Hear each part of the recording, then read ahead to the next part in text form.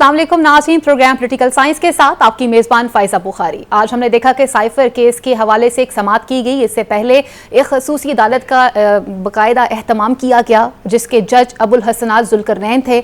आज अडियाला जेल में चेयरमैन तहरीक इंसाफ और शाह महमूद कुरैशी के दरमियान मुलाकात भी हुई और इस केस के हवाले से समाअत भी की गई।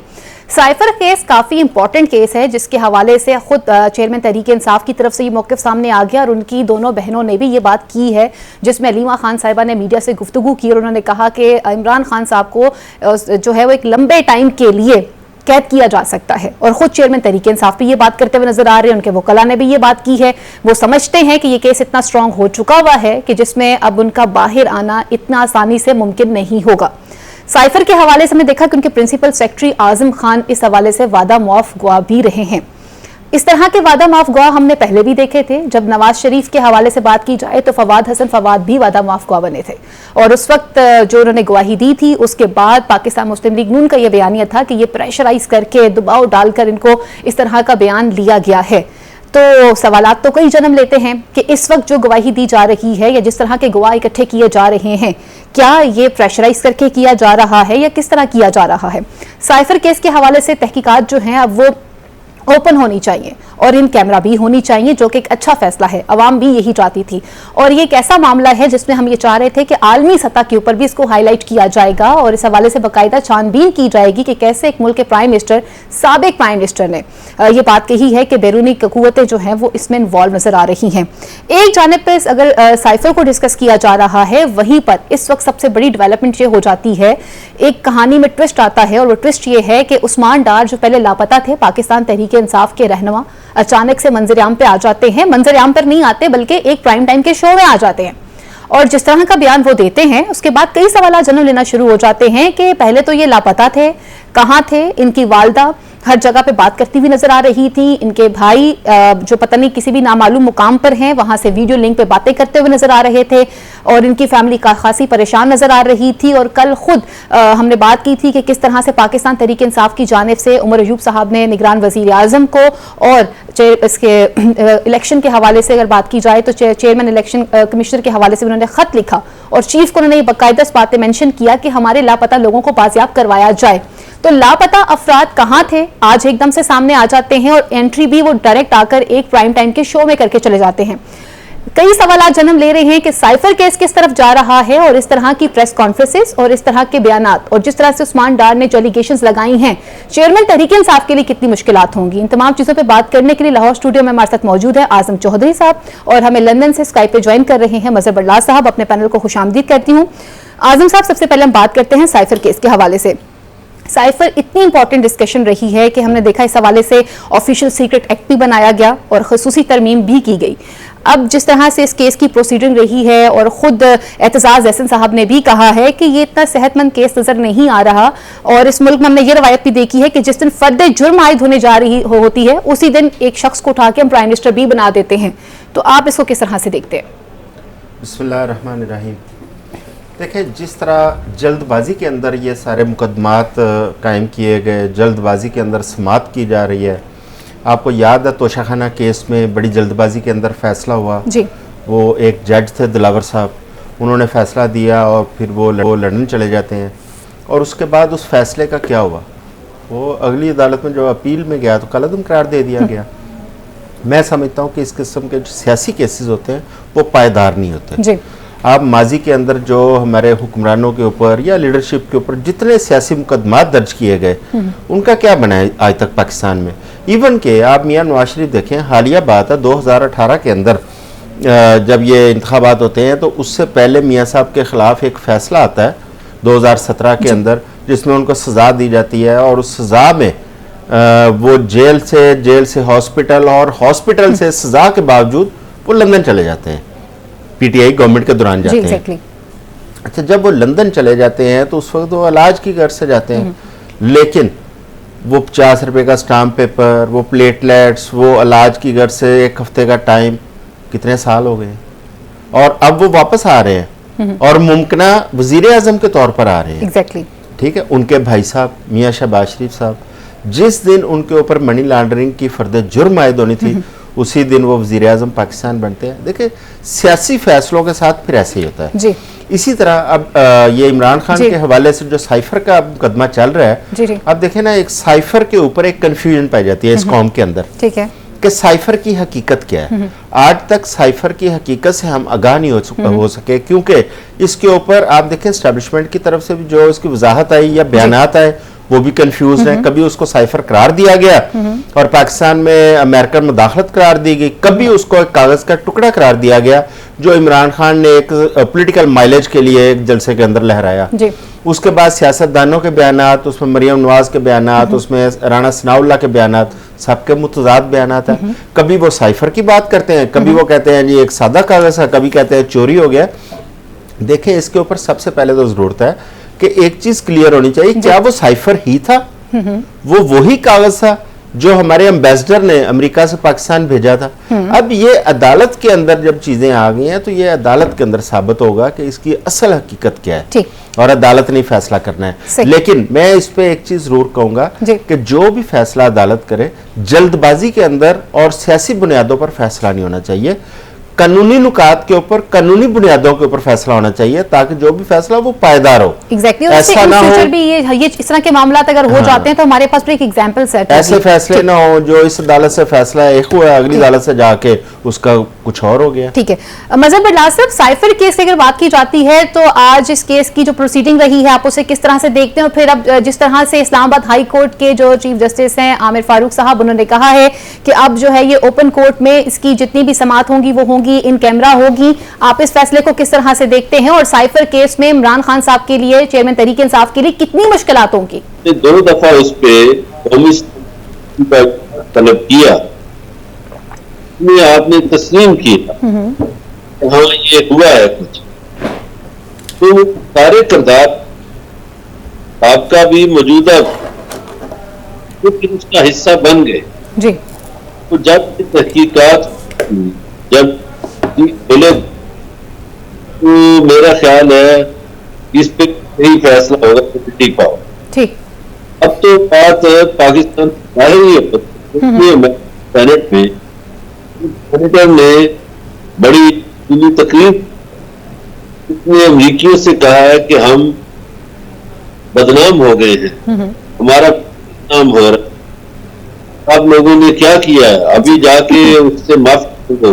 अभी अमरीकी कह रहे हैं हमने उससे माफी मांगो कि ये जो साइफर का मामला है भाई हमें माफ करो, तुम्हारी वजह से क्या दुनिया भर बदनाम हो रहा है।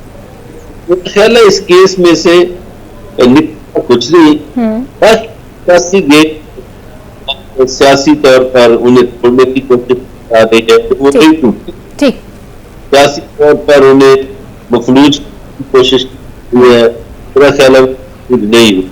ठीक है, मदद साहब आपके पास इसी पॉइंट पे वापस आएंगे। आपकी कुछ ऑडियो की प्रॉब्लम भी आ रही है। हमने देखा कि आजम साहब एक जानिब पर साइफर की डिस्कशन की जाती है तो आज चेयरमैन तहरीक इंसाफ की और शाह महमूद कुरैशी की मुलाकात भी होती है, 10 से 15 मिनट उन्होंने गुफ्तगू भी की और उसके बाद मीडिया से चेयरमैन तहरीक इंसाफ की जो बहन है अलीमा खान साहिबा ने भी कुछ बातें की और उन्होंने कहा कि जी हम ये समझते हैं कि इस केस को इंतहाई स्ट्रॉन्ग करके उनकी जो कैद की जो मुद्दत है उसमें मजीद इजाफा किया जाएगा, मुश्किलात में भी इजाफा होगा। और साथ ही साथ उन्होंने ये भी कहा है कि वो आरिफ अलवी से भी शदीद किस्म के नाराज हैं, सदर पाकिस्तान ने अपना आईनी किरदार सही तरह से अदा नहीं किया। अच्छा, सदर पाकिस्तान के हवाले से मैं नहीं समझता कि उनकी नाराजगी बनती, उन्हें समझ आ जानी चाहिए थी जब सदर पाकिस्तान का टेन्योर खत्म हुआ और उन्होंने कंटिन्यू किया है तो अलीमा खान साहबा को उसको समझ आ जानी चाहिए थी कि वो सदर हैं और सदर के तौर पे वो रहना चाहते हैं। अगर वो पीटीआई के कारकुन बनते तो शायद वो सदारत इस तरह फिर कंटिन्यू ना रहती, नहीं कर सकते थे, ये तो क्लियर था। तो जो वो सदर से तवक्कुआत कर रहे हैं कि सदर पाकिस्तान अपना रोल प्ले करेंगे, इलेक्शन वो पीटीआई की मंशा के मुताबिक इलेक्शन वो करवाएंगे और इलेक्शन कमीशन को बाउंड करेंगे, मेरा ख्याल है कि इस वक्त चीज़ें थोड़ी मुख्तलिफ हैं। ठीक, अब सदर पाकिस्तान को, आरिफ अलवी साहब को, उन्हें अपनी सदारत उसको प्रलॉन्ग करना है। याद रखें कि जब तक इलेक्टोरल कॉलेज कंप्लीट नहीं होता उनकी सदारत को कोई खतरा नहीं है। ठीक है, उनकी सदारत को एक ही खतरा है अगर वो पीटीआई के कारकुन बनेंगे उनकी सदारत को खतरा हो जाएगा। एग्जैक्टली तो आप पे कहने का मतलब अपनी विकेट सेव कर गए वो उन्होंने अपनी विकेट सेव की है, तो लिहाजा उनसे क्या इनके गिले शिकवे तो वहां पे करने चाहिए जो जिनको पाला इन्होंने, जिनको अपनी गोद में बिठा के इनको जवान किया, उसके बाद सियासतदान बनाया, उनको असेंबलियों में पहुंचाया, और वो लोग छोड़ के चले गए। गिले शिकवे तो उनको वहां करने पड़ते हैं। तो जो आज गुफ्तगू हुई है, मतलब काफी लंबे अरसे बाद दोनों हजरात आज मिले हैं। हाँ, ये बड़ी इंपॉर्टेंट है कि शाह महमूद कुरैशी साहब और इमरान खान, देखें एक चेयरमैन है, एक वाइस चेयरमैन है उस पार्टी के, और ये 2 फेसेस रह गए हैं पार्टी के अंदर, बाकी तो ऑलमोस्ट सारे छोड़ के जा चुके हैं। अब ये सारी नजरें भी इन पे गड़ी हुई हैं, और साइफर केस भी यही दोनों भुगत रहे हैं। इनके तीसरे फरीक है असद उमर साहब, जो कि जमानत पर हैं। तो अब तमाम तर जो है ना पार्टी की नजरें भी इन पे हैं, और तमाम केसेस का बोझ भी इनके ऊपर है, जो बज़ाहिर मेरा नहीं ख्याल कि इनकी मुश्किलात कम हो, जो बढ़ती हुई नजर आ रही है, क्योंकि हर दिन कोई ना कोई ऐसा वाकया पेश आ रहा है कि मुझे चेयरमैन पीटीआई, उसकी कानूनी और सियासी मुश्किलात, वो ना सिर्फ कि उनमें इजाफा होता हुआ नजर आ रहा है, बल्कि मेरा हाल है तशवीशनाक चीजें। आप ये कहना चाह रहे हैं कि वो अगर इलेक्शन हो भी जाते हैं तो चेयरमैन तहरीक इंसाफ जो है वो सिलेक्शन का हिस्सा नहीं होंगे, जो इस वक्त हालात पैदा हो रहे, जिस तरह आज आप उस्मान डार का आपने देखा होगा। जी बिल्कुल, आपने अपने इंट्रो में जो जिक्र किया है, उस्मान डार अचानक नमूदार होते हैं एक टीवी प्रोग्राम के एंकर के पास, उनके घर में, वहां पे बैठ के वो एक इंटरव्यू देते हैं, और उस इंटरव्यू के अंदर बड़े इंकशाफात करते हैं। ठीक है, अच्छा, अब उस्मान डार को अगर उनका हम थोड़ा सा पॉलिटिकल कैरियर देखें, उस्मान डार की पहचान पीटीआई थी। सही। उससे पहले शायद सियालकोट के अलावा उस्मान डार को कोई भी नहीं जानता था। ठीक है, मतलब ये वो लोग हैं जिन्हें चेयरमैन तहरीक इंसाफ ने, और चेयरमैन तहरीक इंसाफ ने उस बंदे को इलेक्शन हारने के बावजूद वफाकी वजीर का दर्जा दे रखा था, अपना जो पर्सनल क्या कहते हैं असिस्टेंट या पर्सनल पीए उसको बना रखा था। ठीक है, वो स्पेशल असिस्टेंट, सॉरी, बना रखा था। अब देखे ना कि उस्मान डार जैसे बंदे जिनकी पहचान पीटीआई है, जो इमरान के अलावा जिनको कोई सियासत में जानता नहीं था, वो लोग आज छोड़ के जा रहे हैं, तो आप इससे अंदाजा लगा लें कि मुश्किलात बढ़ती हुई नजर आ रही है, कम होती हुई मुझे नजर नहीं एग्जैक्टली। अच्छा मजहर बल्ला साहब, अगर हम बात करते हैं चेयरमैन तहरीक इंसाफ की मुश्किलात के हवाले से, तो फिर साइफर केस की इन्वेस्टिगेशन आप नहीं समझते ये आलमी सतह पे भी होनी चाहिए थी? क्योंकि एक मुल्क के साबिक वजीर आजम ये इस बात पे इल्जाम लगा रहे हैं ना कि बैरूनी मुदाखलत हो रही है, तो फिर तो ये इश्यूज जो हैं वो वहां पे भी हाईलाइट होने चाहिए थे, ताकि अभी जो प्रेस कॉन्फ्रेंसेस हो रही हैं या प्रोग्राम्स किए जा रहे हैं और जिन जिन बातों को वो बरमला आके बता रहे हैं, जो लोग उनको छोड़कर जा रहे हैं, तो ये तो मुश्किलात बढ़ रही हैं।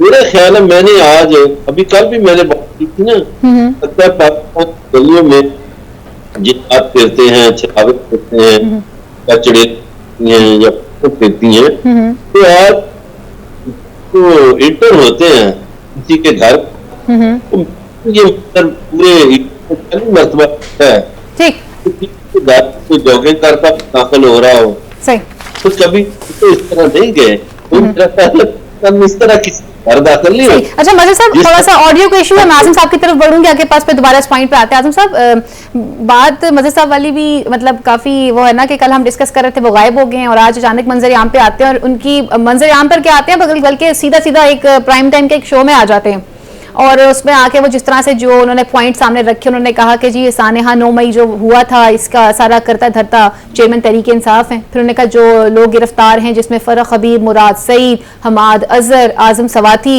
ये इदारों के खिलाफ है और इनका हदफ ही इदारों को टारगेट करना था। और इस बयानिए को उन्होंने बाकायदा खुद बताया कि जी जमान पार्क के अंदर मीटिंग्स की गई हैं और ह्यूमन शील्ड्स को यूज करते रहे अपनी प्रोटेक्शन के लिए। वो देखिए, अगर उस्मान डार ये कह रहे हैं कि वो विटनेस हैं और उनके सामने ये सारा कुछ हुआ, तो फिर वो उसमें हिस्सेदार है, पार्ट एंड पार्शल है ना, क्योंकि उस मनसूबाबंदी में उन तमाम मामलात में उस्मान डार शामिल रहे थे। ठीक है, तो फिर तो मेरा ख्याल है वो कानून सब पे बराबर लागू होता है। तो हमने तो देखा जिन लोगों ने प्रेस कॉन्फ्रेंस की है वो तो घर चले गए। कोई मुबर्रा नहीं हो जाता कि जब वो एतराफ करता है किसी जुर्म का, तो वो कुछ सजा जजा के अमल से वो मुबर्रा नहीं हो जाता। जब वो उसमें हिस्सादार है, बराबर का शरीक रहा, तो मेरा ख्याल है उसी कानून के तहत उसी सजा जजा के हकदार उस्मान डार साहब भी हैं जिस सजा जजा के हकदार बाकी लोग हैं। एक तो ये बात, दूसरी ये है कि उनकी जो आज बरामदगी है या उनका अचानक नमूदार होना, ये बड़ा मानीखेज और बड़ा वो ड्रामाई अंदाज था।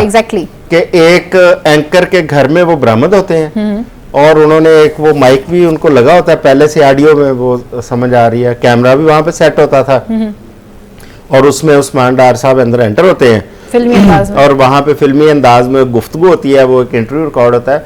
उस पूरे इंटरव्यू के दौरान उस्मान डार साहब बताते हैं कि किस किस तरह 9 मई के वाकयात की प्लानिंग की गई, किस तरह अफवाज पाकिस्तान के खिलाफ एक बाकायदा मनसूबाबंदी की गई, लेकिन उसमें यह नहीं बताते कि इतने दिन तक डार साहब कहाँ थे।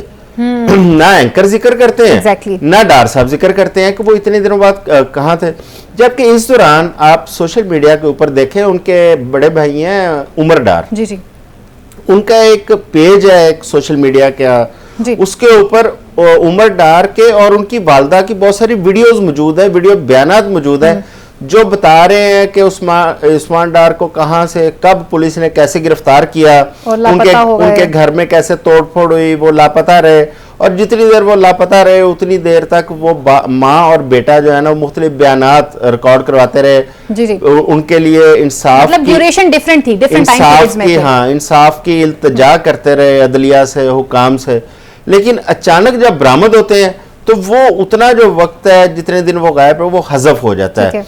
दूसरी जानब वो पीटीआई छोड़ने का ऐलान कर रहे हैं, कुछ लम्हों के बाद उनकी वालदा साहबा की एक वीडियो आ जाती है जिसमें वो ख्वाजा आसफ को मुखातब करके कह रही हैं कि मैं तो सियासत करूंगी और मैं ये कुछ बड़ी अजीब सी स्टोरी है जो अभी तक क्लियर नहीं हो रही। लेकिन इसमें से जो समझ आया, देखें ये उस्मान डार ने जो गुफ्तगू की है, जो पॉइंट उन्होंने उठाए हैं और जो मनसूबाबंदी के हवाले से बातें की हैं, ये बड़ी एक वाज़े इंडिकेटर है कि पीटीआई के लोगों के लिए, चेयरमैन पीटीआई के लिए बिलखुसूस कोई नरमी नहीं है, कोई रियायत नहीं है। तो आजम साहब वो जो फवाद हसन फवाद भी तो थे ना, जब उन्होंने बयान दिए थे बाद में आपने तो उन लोगों को रिलीफ दे दिया कि भाई ये तो प्रेशराइज करके बयानात लिए गए थे, उनको रिलीफ मिल जाता है। तो फिर इधर क्या कहेंगे, यहाँ पे तो बाकायदा ऑडियोज मौजूद है, वो आजम खान जो प्रिंसिपल सेक्रेटरी हैं जिन्हें बताया जा रहा है कि हमने किस तरह से प्ले करना है, और अब जो बंदा तहरीक इंसाफ को छोड़ रहा है वो प्रेस कॉन्फ्रेंस कर रहा है और बता रहा है कि क्या हो रहा था। आप माजी की बात अगर ये उस रेफरेंस में कर रही हैं तो फिर इसहाक डार साहब भी हैं, वादा माफ गुआ बने थे, समधी हैं मियां नवाज शरीफ के।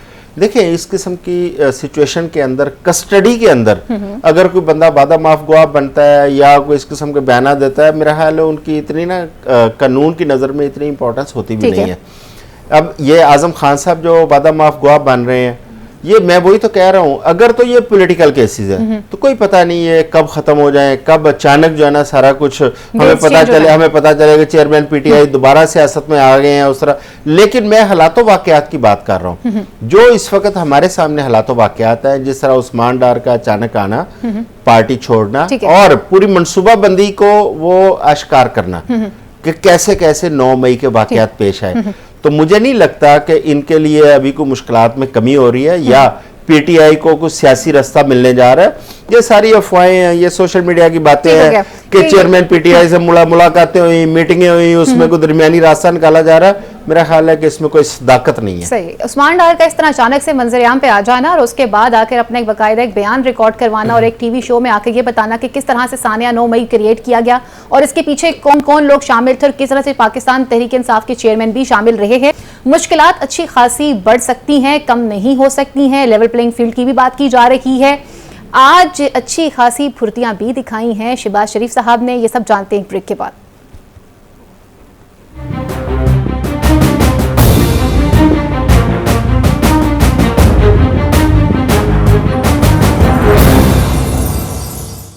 वेलकम बैक नाज़रीन, प्रोग्राम में खुशामदीद कहते हैं। अब कुछ बात करते हैं पाकिस्तान मुस्लिम लीग नून के हवाले से। आज बाकायदा तौर पर हमने देखा है पाकिस्तान पीपल्स पार्टी ने और पाकिस्तान मुस्लिम लीग नून ने अपनी अपनी इलेक्शन कैंपेन्स करना शुरू कर दी हैं।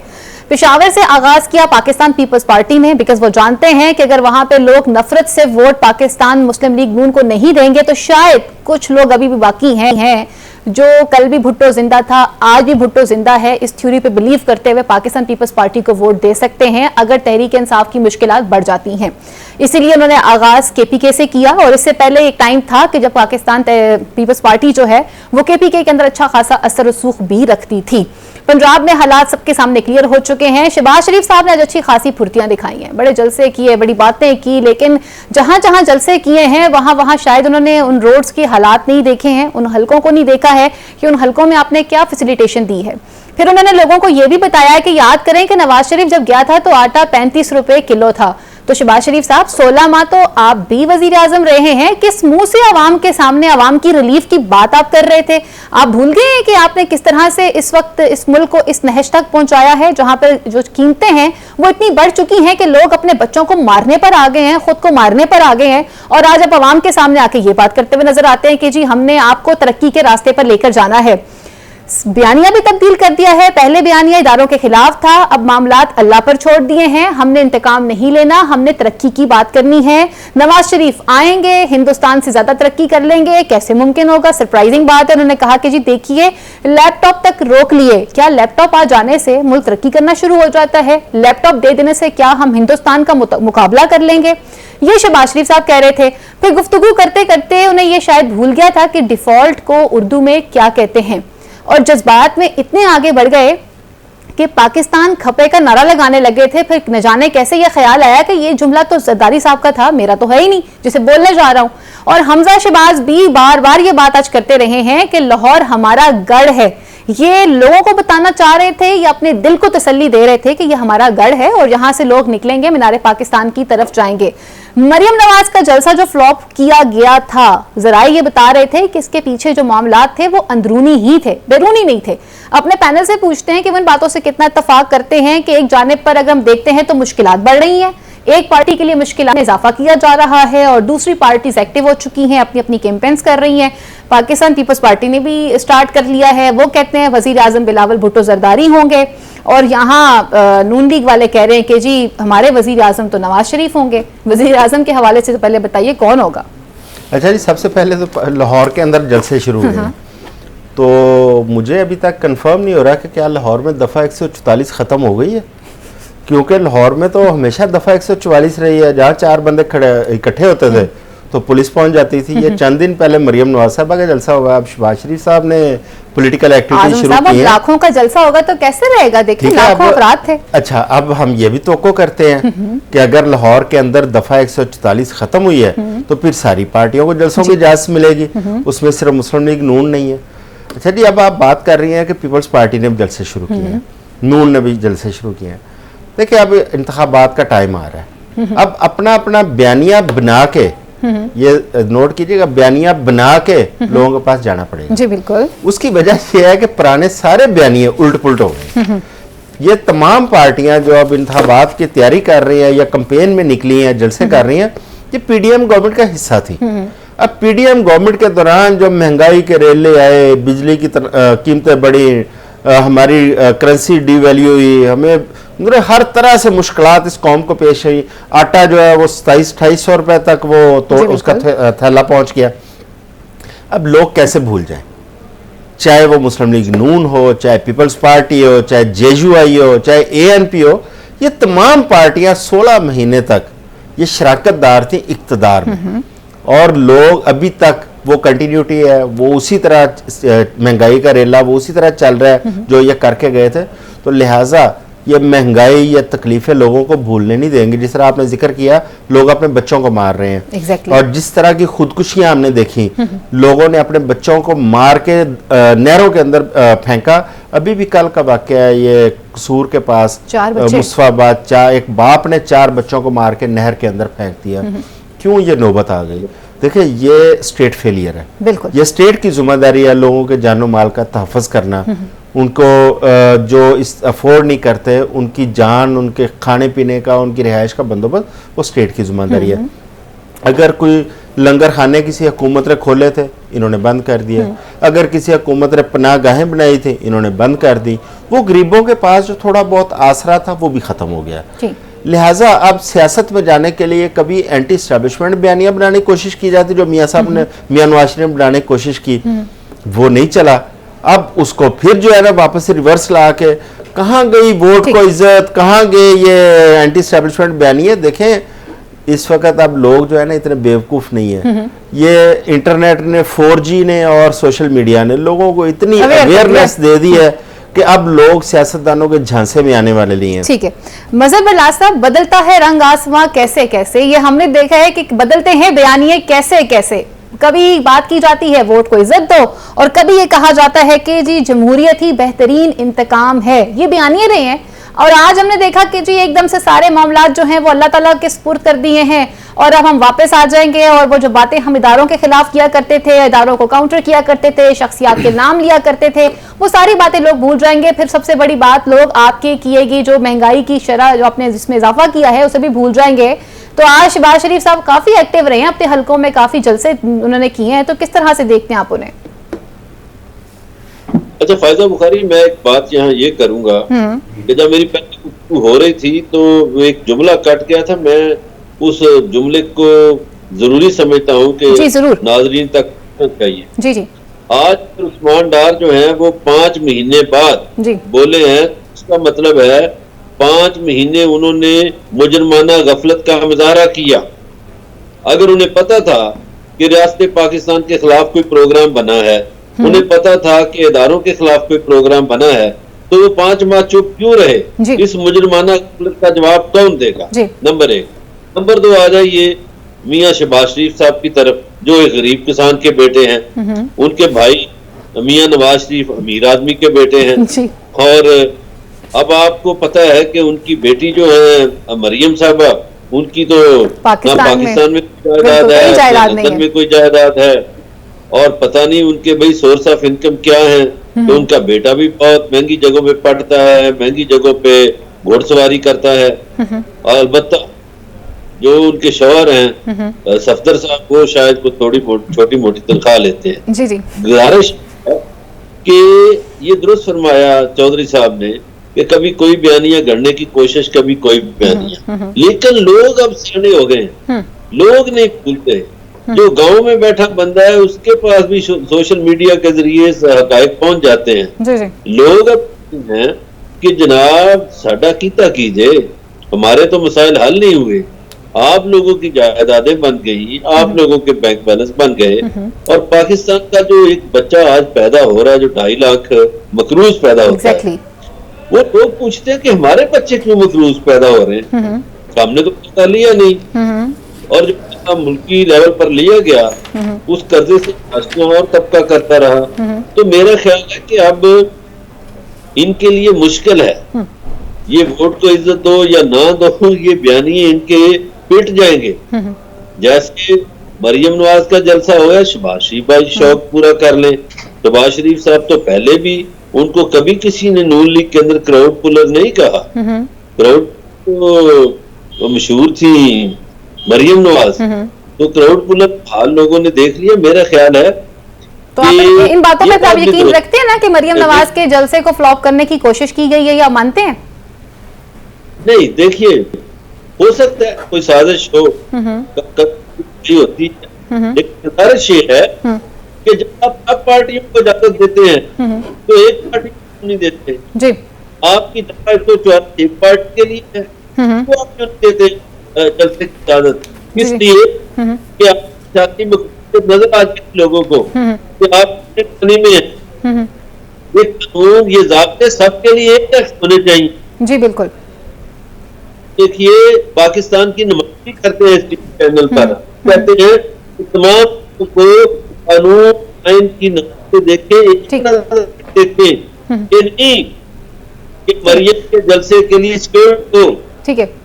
मजहर साहब, आपका पॉइंट मेरे पास आ गया, ऑडियो का इशू आ रहा है। आजम साहब की तरफ बढ़ती हूँ। आजम साहब, अगर हम बात करते हैं कुछ कारकर्दगी के हवाले से, तो पाकिस्तान पीपल्स पार्टी ने अपने पास एक सेफ विकेट रखी हुई थी, और जिस बयानी को आज यूज भी करने की कोशिश कर रहे हैं कि जी देखिए, हमारे पास तो वो ओहदे ही नहीं थे कि जहां पर हम अवामी नुमाइंदे होते या अवाम के लिए कुछ कर सकते। हमने तो खारजा पॉलिसी ठीक करनी थी, हमने तो वो काम करने थे ना। तो आज शर्जील मेमन भी यही बातें करते हुए नजर आए हैं। तो पीपल्स पार्टी खैबर पख्तूनख्वा में जिस तैयारी के साथ उतरी है कि लोग नफरत में अगर वोट मुस्लिम लीग नून को नहीं देंगे तो पीपल्स पार्टी को तो डेफिनेटली कहीं ना कहीं से कोई वोट आ जाएगा, तो इस तैयारी को आप कैसे देखते हैं? अच्छा, एक तो पीपल्स पार्टी जो है उसकी केपी के अंदर अच्छी पोजीशन थी, सीटें लिया करती थी। आपको शायद याद हो कि मोहतरमा बेनजीर भुट्टो NA1 चित्राल से इलेक्शन लड़ा करती थी, वो भी केपी के अंदर है। केपी के अंदर और भी बहुत सारी सीटें कॉमर्स बाई असम्बली में निकालती थी पीपल्स पार्टी। देखिए, एक जो बयानियां बनाने की कोशिश की जा रही है कि हमारे पास वो वाली सीटें नहीं थे, ओहदे नहीं थे, ये लोग जब ये गवर्नमेंट का हिस्सा थे तो उसी वक्त लोगों ने ये बातें करनी शुरू कर दी थी कि कल को पीपल्स पार्टी ये जो है ना मतलब बयानात देगी, बयानियां बनाने की कोशिश करेगी। लेकिन जो कॉन्स्टिट्यूशनल सीटें हैं, मसलन पीपल्स पार्टी का आपको ये पता होगा कि जब असम्बलियां डिसॉल्व होती हैं और जब तक अगले इंतखाबात नहीं होते, स्पीकर का ऐसा होता है कि जो अगले इंतखाबात तक कायम रहता है। आज भी जो स्पीकर कौमी असम्बली है वो पीपल्स पार्टी के हैं, जिनका ओहदा आज भी बरकरार है। वजारत खारजा वो इनके पास ही, इस तरह के बहुत सारे, इस तरह सिंध गवर्नमेंट पूरी इनके पास ही। लिहाजा ये लेम एक्सक्यूजेज है, मेरा नहीं ख्याल कि इस पे लोग इनकी बात मान लें। तो डेवलपमेंट हुई है ना, हमने देखा JUIF के जो रहनुमा है राशिद महमूद सुमरू साहब, उन्होंने भी लोगों को एक मुतबादिल रास्ता दिखाया है। नहीं, असल में पीपल्स पार्टी की परेशानी सिंध है। पीपल्स पार्टी सिंध के अंदर उसको नजर आ रहा है कि वहां पे मुस्लिम लीग नून, जमीयत उलमा इस्लाम, GDA, MQM, ये सारे मिल के वहां पे पीपल्स पार्टी के खिलाफ एक इत्तेहाद बनाने की कोशिश कर रहे हैं। अगर वो इत्तेहाद बन जाता है तो पीपल्स पार्टी की मुश्किलात बढ़ जाएंगी। पीपल्स पार्टी जो सिंध पे बड़े सालों से रूल कर रही है, मेरा ख्याल है पीपल्स पार्टी को उसका जो उनकी वो बैड गवर्नेंस है, इस दौरान जो लोगों के वहां पे बुनियादी मसाइल पे उस पार्टी ने हल नहीं किए, मेरा हाल है पीपल्स पार्टी को उसका खुमियाजा भुगतना पड़ेगा। ये असल परेशानी है जिसकी वजह से। लेकिन पीपल्स पार्टी की इस वक्त तमाम तर जो तवज्जो है वो भी सिर्फ ये है कि सिंध को किसी ना किसी तरीके से इंटैक्ट कर लिया जाए।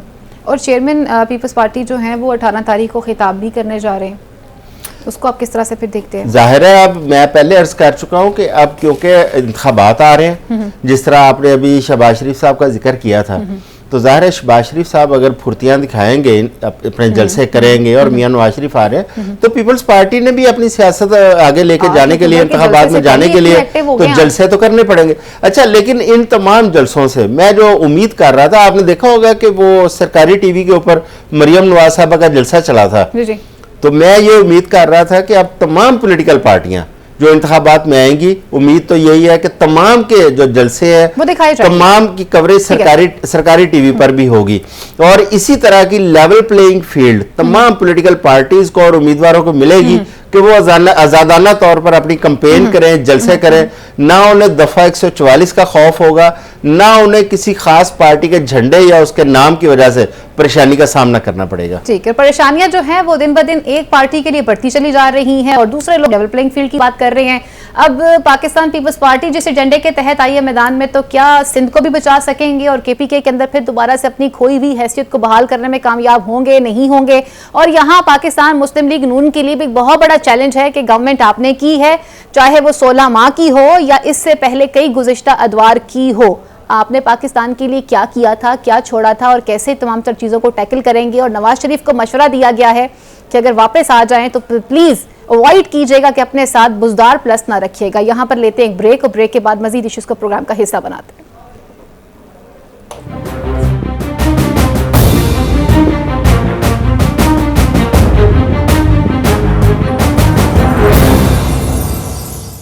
वेलकम बैक नाजरीन। अब बात करते हैं कुछ अफगान मुहाजिरीन के हवाले से। एक इजलास मुनक्किद किया जाता है, फैसला किया जाता है अपनी सरजमीन में अब दहशतगर्दों को पनाह नहीं दी जाएगी। पाकिस्तान एक लंबे अरसे से दहशतगर्दी का सामना कर रहा है।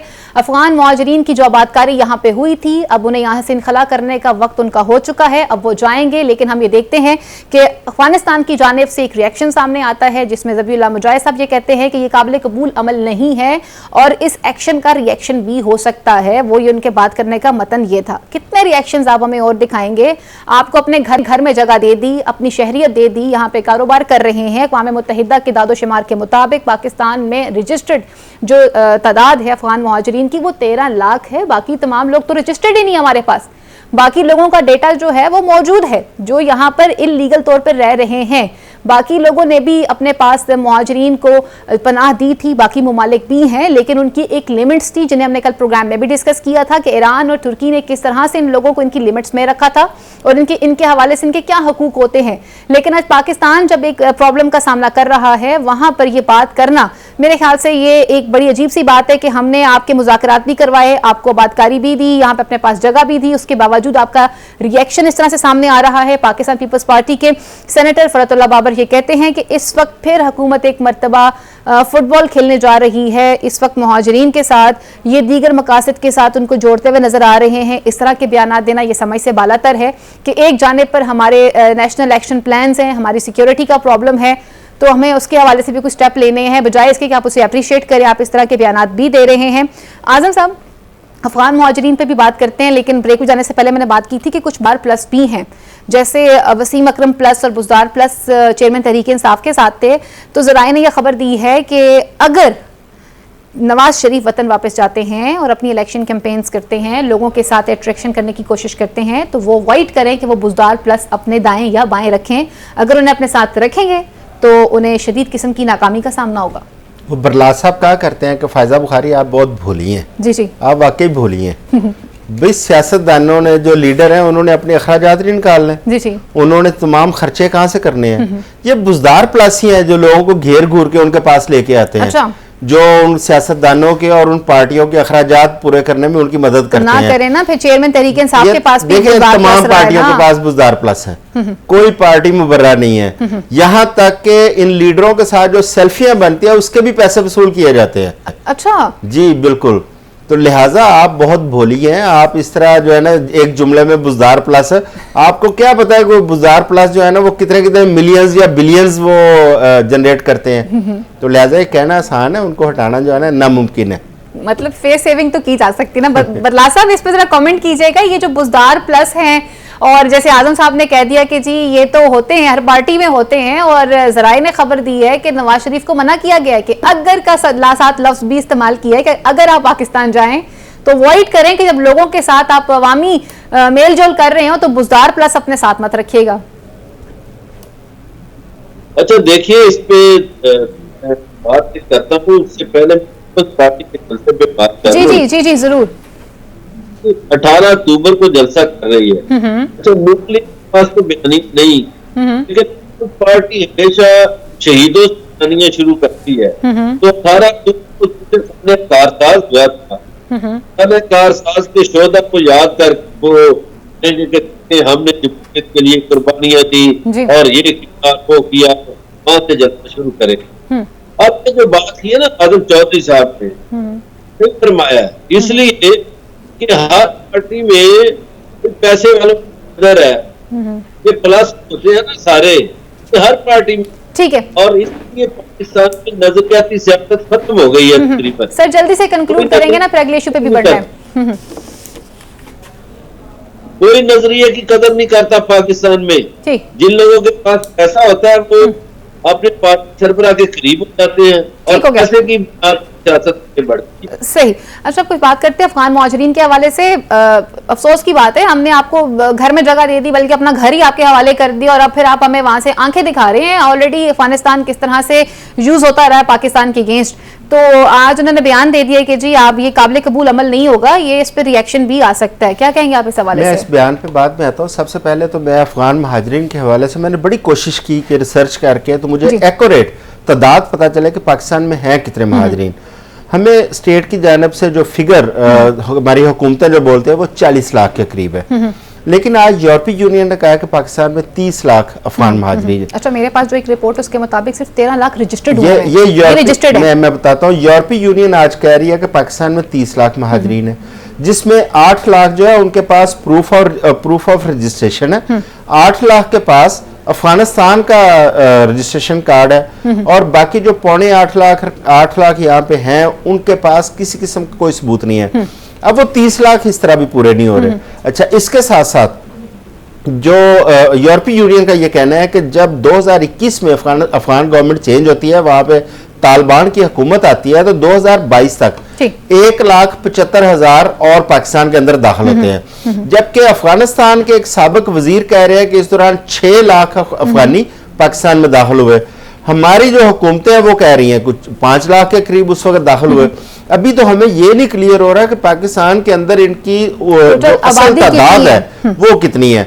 अब आ जाते हैं कि अफगानिस्तान के रवैये की तरफ। देखें, पाकिस्तान ने इनको पाला, इनकी 3 नस्लें, तीसरी नस्ल को पाकिस्तान पाल रहा है, और पाकिस्तान में इस किस्म की पहले भी माजी में कोशिशें हो चुकी हैं कि अफगान महाजरीन, उनके मुल्क के हालात ठीक हो गए, ये वापस जाएं। लेकिन जब पाकिस्तान ऐसी बात करता है उस वक्त पाकिस्तान के ऊपर बैनुल अक़वामी प्रेशर आना शुरू हो जाता है, इंसानी हमदर्दी की बातें शुरू हो जाती हैं। लेकिन जब दहशतगर्दी होती है, उसकी तहकीकात की जाती है, तो पीछे कोई ना कोई ताने बाने निकल आते हैं। अब फिर यही कुछ हो रहा है। अब देखें, पाकिस्तान हुकूमत ने एक स्टेप लिया है और फैसला किया है कि अफगान महाजरीन को 1 महीने के अंदर अंदर उनके मुल्क भेजा जाए। साथ ही अफगान गवर्नमेंट, आप देखें उनके तर्जुमान का बयान आ गया, वो 2 तरफा बात कर रहे हैं। एक तरफ उनका थ्रेटनिंग वे है, दूसरी तरफ वो कह रहे हैं कि इंसानी हमदर्दी के तौर पर इस पर गौर करें। उसके साथ साथ यूरोपीय यूनियन मैदान में आ गई है कि इंसानी हमदर्दी के नाते इन लोगों पे असर नो आप गौर करें, इनको टाइम दें, अपनी मर्जी से चीजें समेट के वो वक्त की कैद ना हो कि जब मर्जी है वापस चले जाए।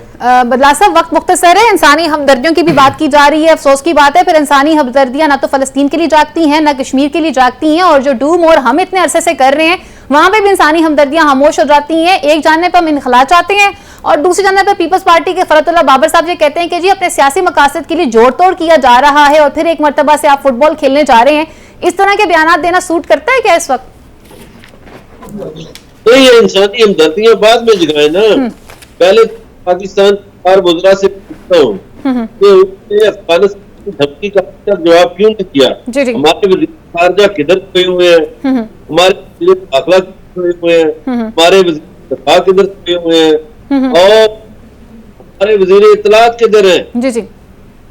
तर्जमान का जवाब तर्जमान ही दे देता। तो ये 4 बुजरा अभी तक नींद पे सोए हुए हैं। पाकिस्तान का मामला देखिए, रियासत का मामला है, इन बुजुर्गों को बोलना चाहिए और अफगान तर्जुमान का मुंह तोड़ जवाब देना चाहिए। बिल्कुल, पाकिस्तानी दर्दी करे, हमने 50 लाख इंसानी दर्दी की है, तो हम दुनिया ने क्या सिला दिया है? दहशतगर्दी।